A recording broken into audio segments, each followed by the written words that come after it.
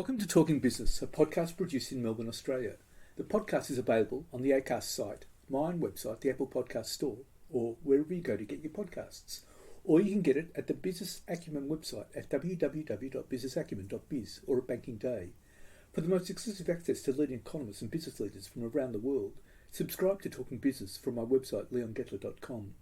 I am Leon Gettler. My job is to review and monitor the week's news in business, finance and economics. I bring it all to you every week. This is episode number 10 in our series for 2024, and today's date is Friday, April the 5th. First, I'll be talking to Gartner VP of HR Advisory, Aaron McEwan, to talk about the future of work, people strategy and talent management strategies in the face of AI and ChatGPT. And I'll be talking to Indeed economist Callum Pickering about the latest unemployment figures. But first, let's talk to Aaron McEwan. Aaron, lots been said about the future of work. What's the view at Gartner about it? Well, it's a pretty big topic, so it's a little hard to know quite where to start. But I guess when we think about the future of work, the conversation over the last couple of years has really been dominated by the impact of hybrid work models and all of the changes that brings about. But I think the conversation more recently has really shifted to, generative AI and ChatGPT and what that type of technology is going to do to jobs and the workforce over time. Yeah, but there's a lot going on. There's new technologies, there's new work models emerging, and the world is increasingly becoming a very complex, volatile, and connected place. So that has all sorts of implications for how we work and live. There's a whole lot of speculation about automation and ChatGPT and everything like that jeopardizing jobs. Mm-hmm. And there's also speculation. I saw a projection from Goldman Sachs today saying that it's going to cost millions and millions of jobs. And I'm not entirely sure that's right, because my view is, yes, some jobs might go, but a lot of jobs will be created through automation. Yeah, absolutely. I mean, for many years, Gartner's perspective, and certainly my perspective on this, is that generally speaking, automation is a net creator of jobs. It's hard to envisage jobs that won't be touched and impacted by automation and the types of technologies I was talking about.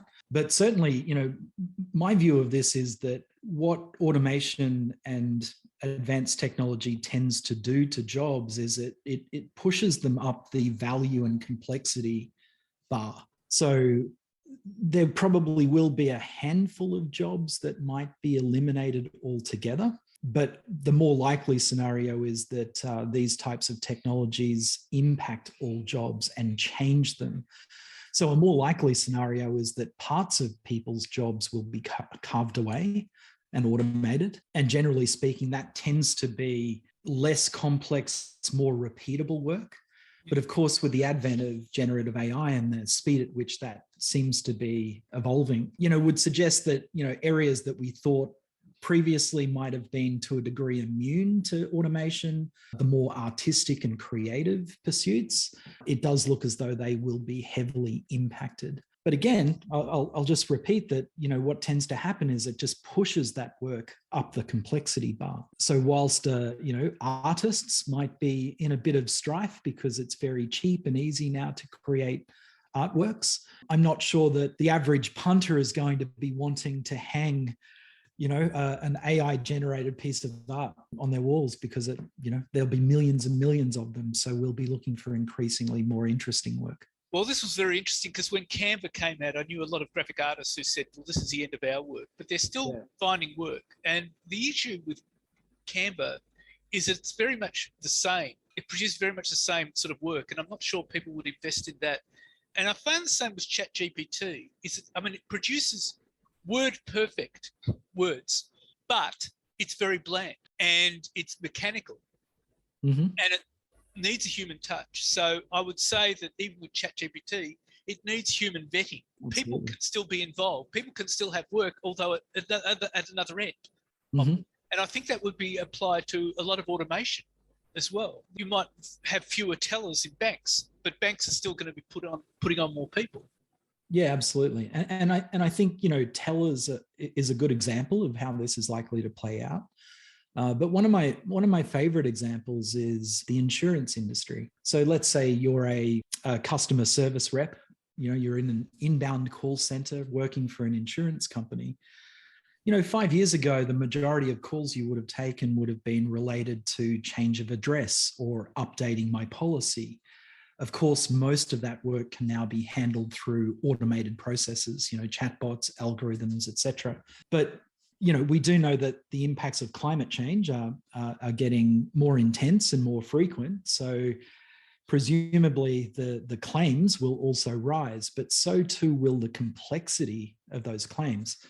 And so even though you might not be fielding a bunch of calls about updating your policy, the most likely call that they'll take in the future is going to be, I've just lost my house to a natural disaster, and I may have even lost members of my family or beloved pets.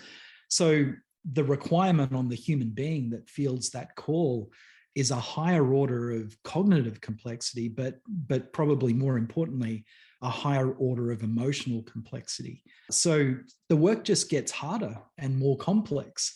It doesn't necessarily go away. And the work might become more complex, but it does need a human touch. That's exactly right. And at the moment, those language-based models of AI are very good at wordsmithing, but I'm not sure that they're great yet at understanding the emotional complexity of humans and what the most appropriate response is. Now, of course, I could say that neither are humans. So, we've got a bit of an issue with management and leadership at the moment, lacking those complex abilities to manage complex human emotions, which is becoming an increasingly important part of their role. That said, there's a whole lot of career planning issues there, isn't there? Potentially. It's kind of interesting at the moment. What most organizations try to do around this issue is that they try to predict the skills required of the future.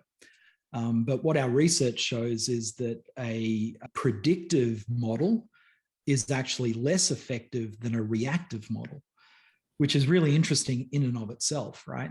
So the more effective model is to develop what we call a skills sensing network. So this is a network of individuals and institutions that are able to provide input on how skills are changing. So if you're an organization, you might have relationships with think tanks and universities to get a sense of what's coming down the pipeline.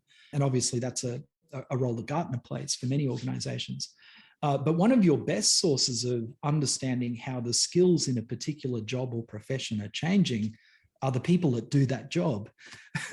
And one of the things we tend to do is not talk to those people enough about what they think is required in the future.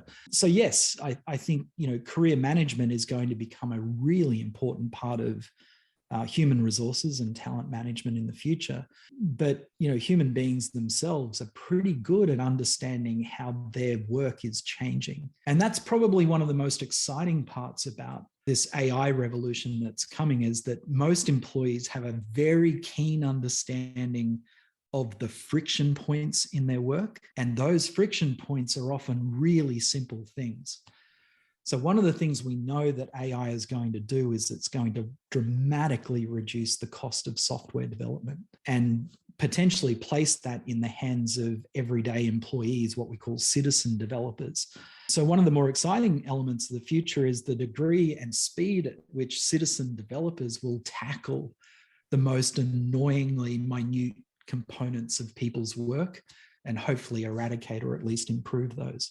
That's quite extraordinary. So it'll be democratized, if you like. Absolutely. Yeah. Software development as a result of AI is very likely to be democratized. Rather than needing to understand coding, what you need to do is understand how to work with a generative AI application, put the right inputs in so that you get the best responses from it. So you won't necessarily have to be trained in coding. That's exactly right. Yeah. So you can imagine sitting there doing your job and going, oh, the most annoying part of my job is X.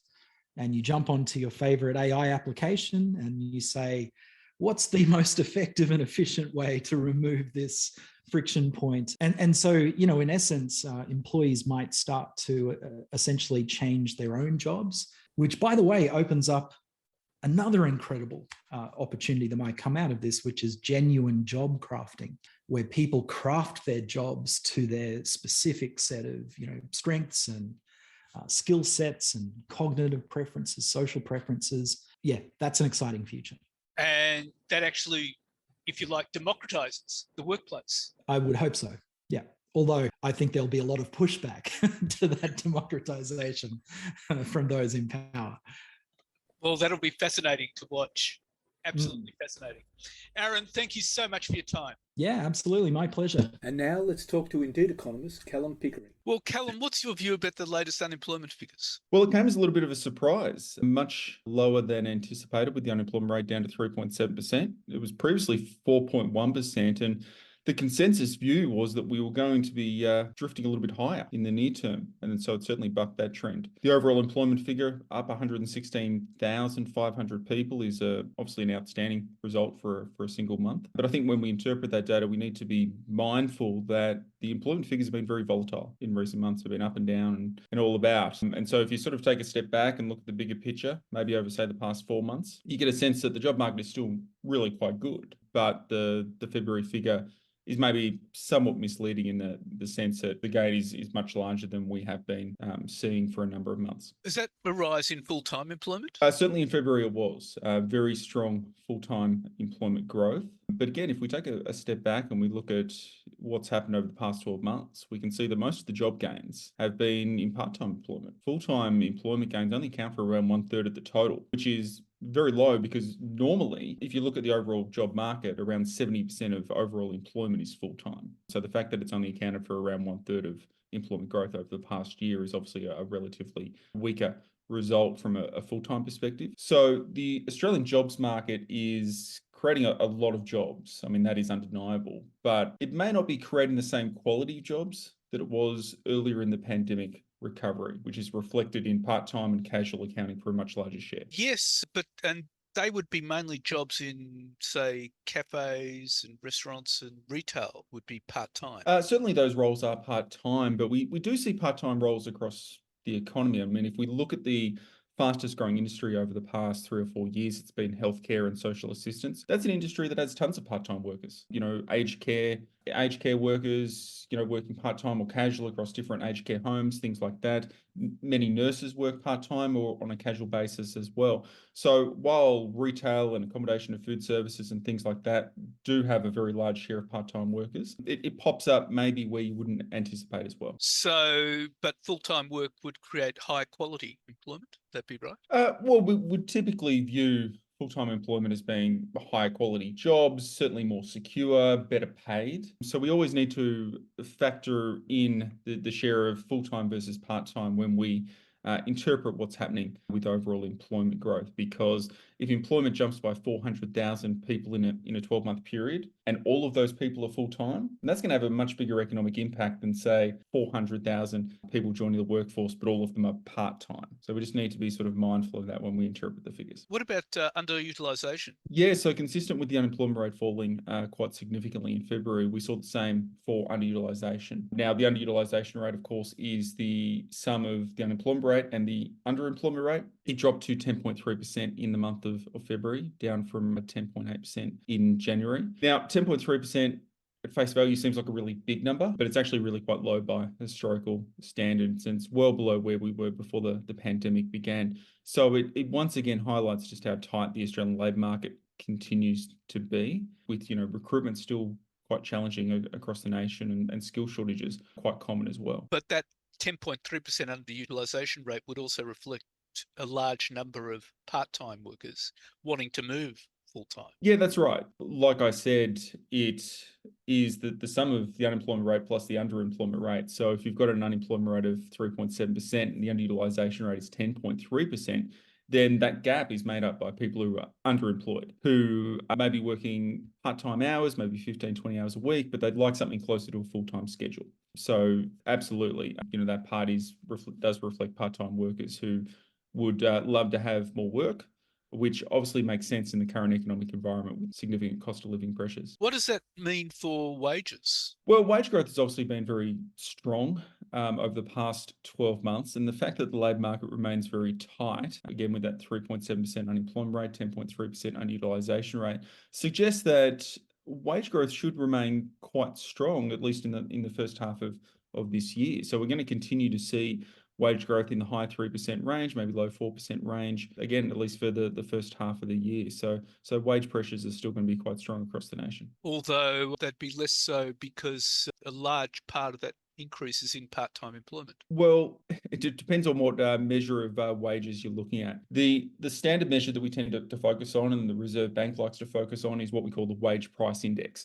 Now, that is an index which controls for composition of the workforce. And so if all the jobs are part-time that are being created, that doesn't actually affect that measure. There are other measures of wages, such as average hourly earnings or average weekly earnings, that are absolutely impacted by, a large share of employment gains being part-time. So measures of compensation for employees that would feature in, say, the national accounts absolutely would be impacted by the types of jobs that are being created. So what we could see is stronger growth in the wage price index versus other measures of wages because of that compositional discrepancy. Well, these figures are really hard to interpret. What does that mean for the Reserve Bank looking at these numbers? Well, the Reserve Bank will they will recognise that the data has been very volatile in the past few months, and they'll try to look through that volatility by, again, taking a step back and looking at, say, the past 3 months or the past 6 months or the past 12 months to get a better sense of what's happening in the labour market. But the fact that the labour market continues to be so tight and continues to be really resilient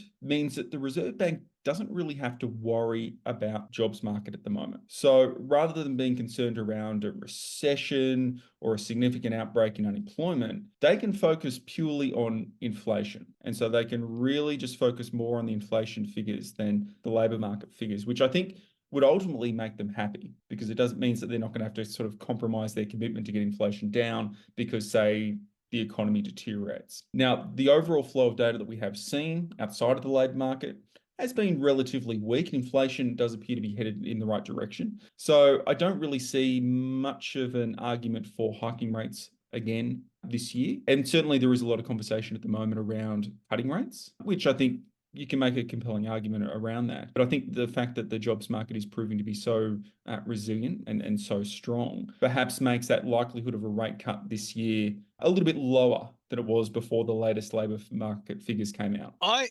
mean, in her first press conference, Michelle Bullock said the problem with inflation in Australia's got a 4 in front of it. And so it has to come down quite substantially. Now, to get to 2 to 3%, I don't think they'd wait for that long. But to get it down to, say, just above 3%, that's going to take some time. It's certainly a possibility. I mean, I think there is I wouldn't necessarily say it's a strong possibility, but I do think there is a possibility that we get inflation back within that 2 to 3% target this year at some point.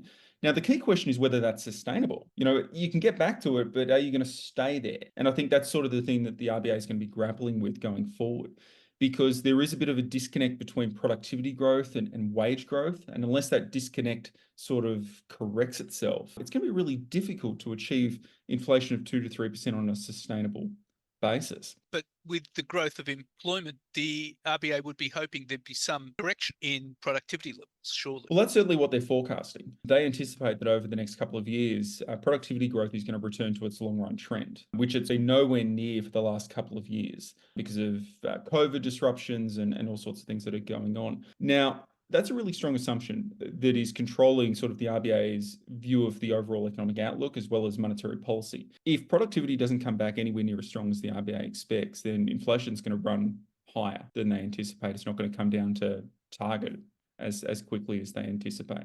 So I think that's one of the big risks around the economic outlook. And it's certainly one of the things they're going to be watching the closest over the next 12 months, because they really need to see productivity come up or wage growth come down in order for that wage and productivity dynamic to begin to make sense. But wage growth has been running at about 4%. Would that be right? Yeah, that's right. Very, very high by historical standards. By comparison, labour productivity has actually declined over the past year. In an ideal world, we probably want labour productivity increasing by 1.5%, which would absorb some of that wage growth, which means that it's not going to be passed on into higher inflation. We're not currently seeing that. But the Reserve Bank anticipates that productivity is going to return to more normal levels over the next 12 months, over the next 2 years. Yeah, that's going to be a big problem. And so the arithmetic of that would be you'd have to have productivity at around 2% to accommodate wage growth of about 4%. Would that be right?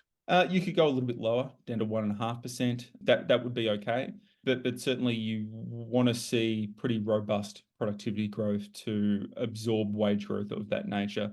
I think it is likely that the wage growth may soften just a little bit, particularly as those cost of living adjustments, sort of the impact of those diminish. You know, if inflation's going to run at 3.5%, maybe 3% at some point this year, I don't think we're going to see those big 5% increases in the minimum wage that we have been seeing in recent years. So it's a good chance that wage growth is going to come down, which is going to help a little bit, but we need productivity to also help. Well, Callum, thank you so much for your time.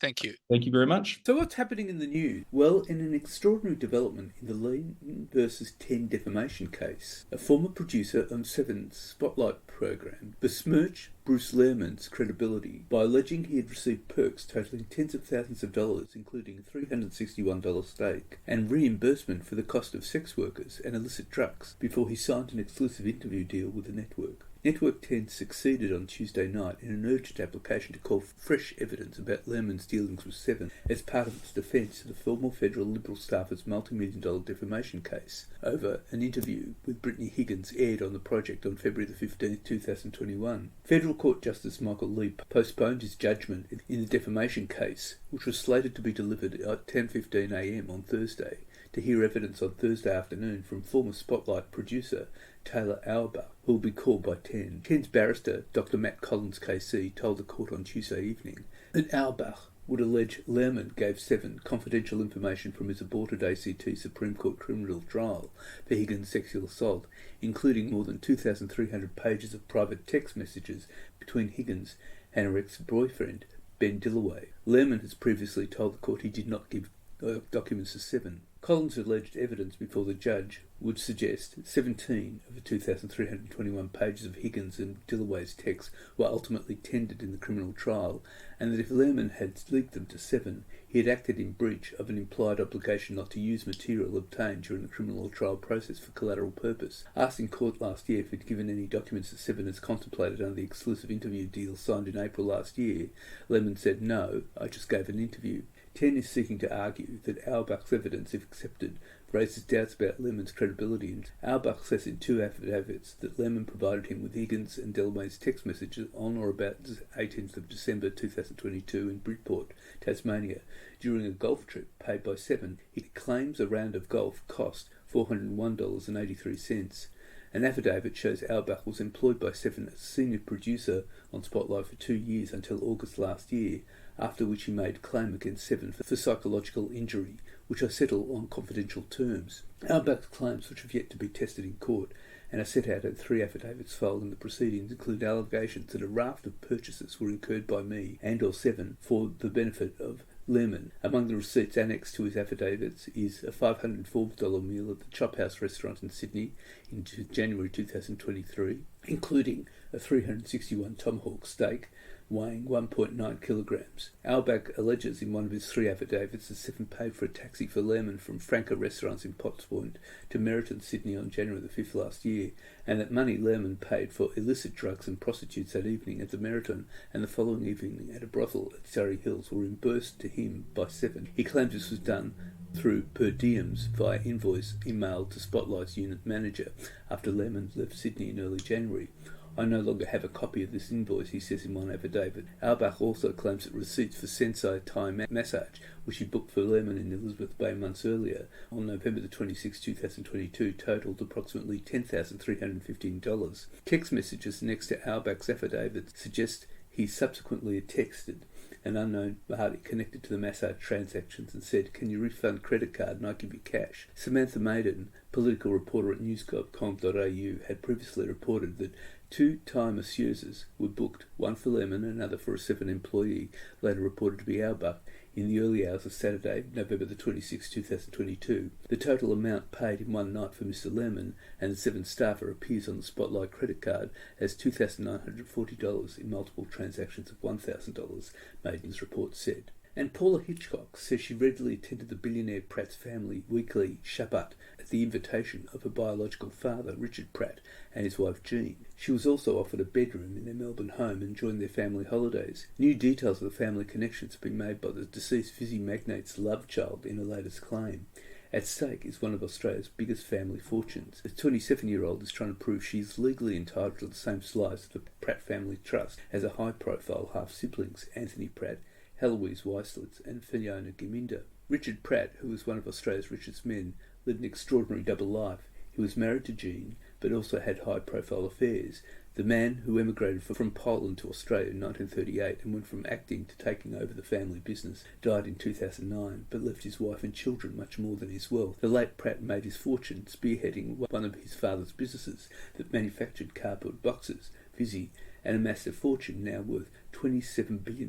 Paula Hitchcock is now asking the New South Wales Supreme Court to declare her a discretionary object of the Pratt Family Holdings Trust, arguing a deed of exclusion, which fairly cut her out as a child according to the siblings, should be voided. Amid a 2-year court stoush, Ms Hitchcock is fighting to put an amended statement of claim on the court's record that lists several examples, she says, demonstrate that she was acknowledged as part of the Pratt family at all times since her birth. Ms Hitchcock was initially left a mansion in the Sydney Harbourside suburb of Watsons Bay and a property in rural New South Wales in Pratt's will. She also stood to collect $23 million in private shares upon her 21st birthday. After Pratt died in 2009, Ms Hitchcock's mother contested his will, leaving the Hitchcocks with a settlement that included shares of property. Lawyers for the Pratt siblings are arguing Ms Hitchcock's amended statement of claims should not be accepted, and at a hearing in February said it was seriously defective. It came after pleadings had been filed multiple times. A New South Wales Supreme Court judge, Meek, noted that the case had been ongoing for 22 months,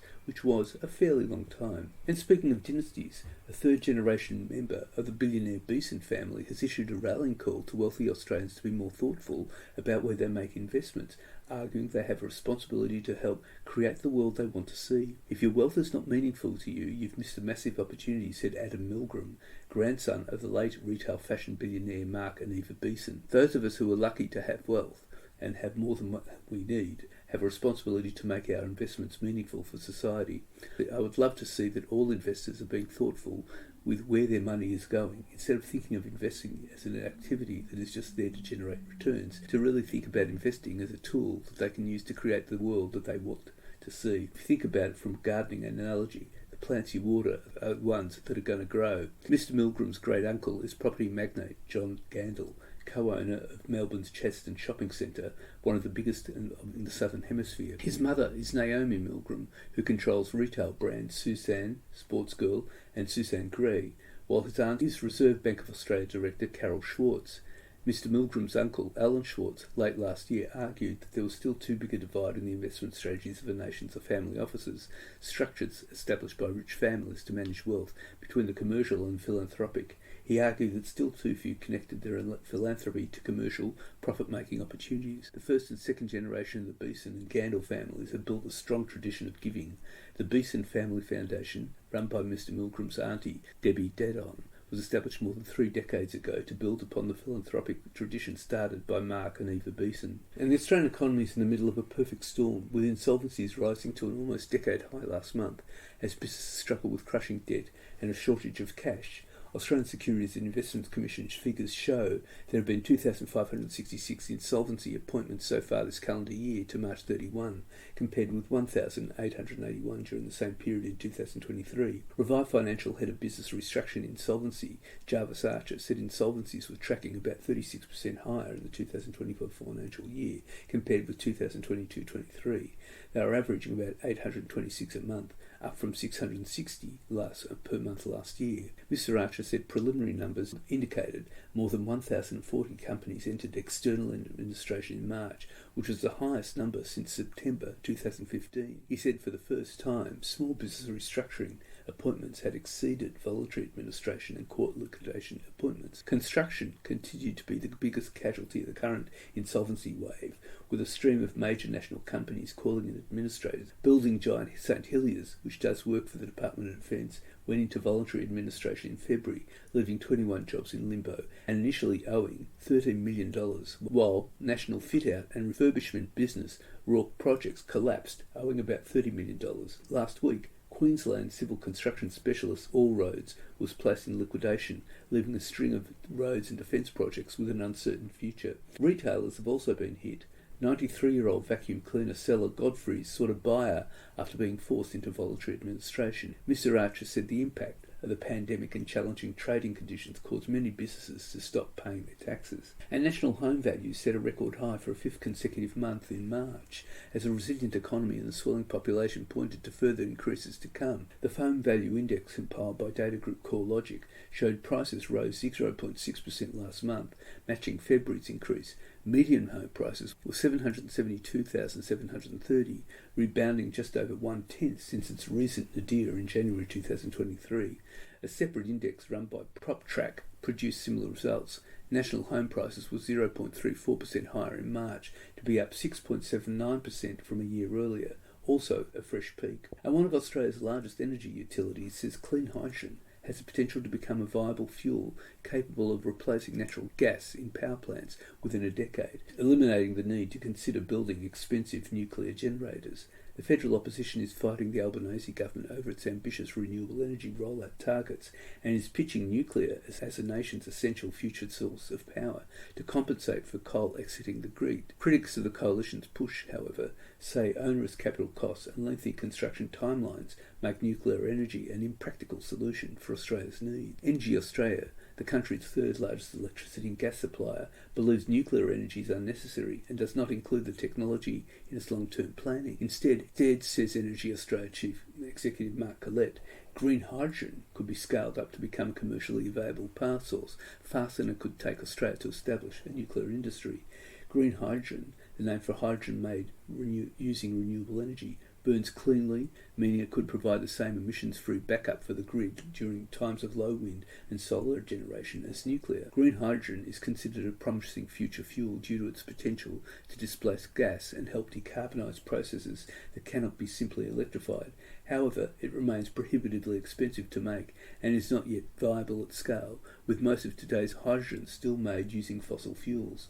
Despite its advantages, green hydrogen is not yet part of our energy mix due to difficulties that research, government policies and private investment have to overcome. And one of Australia's top green energy superpower advocates said it is unclear whether the nation has a comparative advantage in the solar panel industry the Albanese government is propping up with $1 billion of support, including in regions facing the likely loss of thousands of coal-fired power station workers, some earning up to $170,000.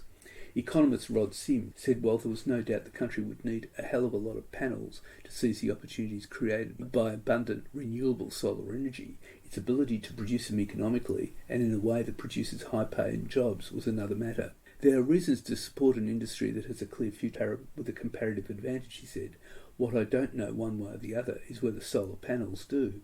The warning, which echoes the view of Labor-appointed Productivity Commission head Daniel Wood, comes as government modelling revealed between 50% and 80% of workers at coal-fired power stations may fail to find new jobs when fossil fuel generation collapses in the next decade or so. As the Albanese government finalises this year's annual budget, potentially the last ahead of the next election, the focus is increasingly on how to manage the challenge of decarbonising the economy while supporting workers and communities that will bear much of the costs. At the same time, they're preparing a Biden administration-style support package to spur industries that could fill the void left by the fossil fuel industry.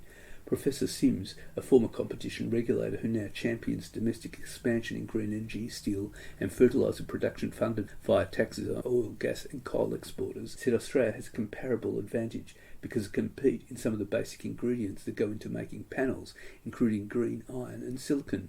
What I don't know is whether having a comparative advantage in silicon translates into making solar panels. I just don't know, but we'll need a lot of them. He said getting such investments wrong would mean putting people into jobs that will be low paying because they're not natural industries to be involved in for Australia. Labor tabled legislation last week to establish the Net Zero Economy Authority, one of Mr Albanese's key pre-election promises to workers exposed by the accelerating closure of coal-fired power stations. A government impact analysis of the new agency's legislation outlines the costs and benefits of 3 broad policy options when managing fallout from the closure of 10 of 19 remaining coal-fired coal power stations between now and the end of 2035, with another 7 to follow by the mid-2050. The options include retaining the status quo, in which workers rely on existing supports with no further government involvement, a version in which unions and employers voluntarily implement pool redeployment of workers between remaining coal-fired power stations, and the government's favoured, more explicitly interventionist framework that will force companies to support workers. And China's removal of punishing tariffs on Australian wine exports will be celebrated with the popping of corks over the Easter weekend, but rebuilding the $1.1 billion trade will take time, said Assistant Trade Minister Tim Ayres. The Chinese Ministry of Commerce announced late on Thursday it was no longer necessary to impose sanctions on Australian wine imports. They were imposed by Beijing at the height of diplomatic tensions in 2020. The decision removes one of the last major sanctions on $20 billion worth of Australian exports, with restrictions remaining on lobster and beef. Mr Ayres said China's decision was a result of the really hard and determined work put in by his government. It is a very welcome development that comes on the back of $20 billion worth of impediments to Australian exporters. Wine was the biggest final part of that piece, he told Sky News. Asked when the Chinese market would recover to its $1.1 billion peak, Senator Ayres said it was going to take time. And British Formula One racing team McLaren has teamed up with the Great Barrier Reef Foundation to help accelerate the restoration of coral on one of Australia's biggest tourism drawcards. In an unlikely pairing, the motorsports teams, whose drivers include Australian young gun Oscar Piastri, competed at the Melbourne Grand Prix last weekend, sent 2 engineers to North Queensland late last year to help the non-for-profit organisation work out how to scale up coral spawning production on the reef. The Great Barrier Reef is the epicentre of climate change. McLaren Chief Executive Zach Brown said the McLaren racing staff were giving an engineer's perspective to Great Barrier Reef Foundation's coral spawning program by looking for ways to improve the production process. McLaren has a number of technology partnerships with major companies including Google and helped manufacture ventilators for the UK government during the pandemic. Scientists can grow a few 100,000 corals a year in an aquarium, focusing on more climate-resilient varieties to help withstand warmer ocean temperatures at a price of $7 to $10 per coral. The coral is then inserted into ceramic devices, which looks like a star, with each brand about 6 centimetres long, and then deposited onto the reef. With the assistance of McLaren engineers who helped identify bottlenecks and streamline the process, the Great Barrier Reef Foundation is hoping to reduce the cost for production to less than $1 per coral. This would allow them to scale up an interim target of 2 million coral a year by 2025 and ultimately 200 million coral a year by 2030. The Great Barrier Reef Foundation is hoping to automate the process of putting coral on tabs like chocolate blocks in the aquarium and for deployment onto the reef, both of which have so far been done manually. McLaren, like Formula One, is also grappling with its own carbon footprint, conscious of the sport, which travels with large entourages to 24 races around the world each year, also has a responsibility to do something on climate change. Formula One has already committed to burning carbon-neutral fuels within 2 years. And that's it for this week. And next week I'll be talking to Paul Bevan, the CEO of Melbourne-based agri-food startup Magic Valley, with its development of cultivated pork.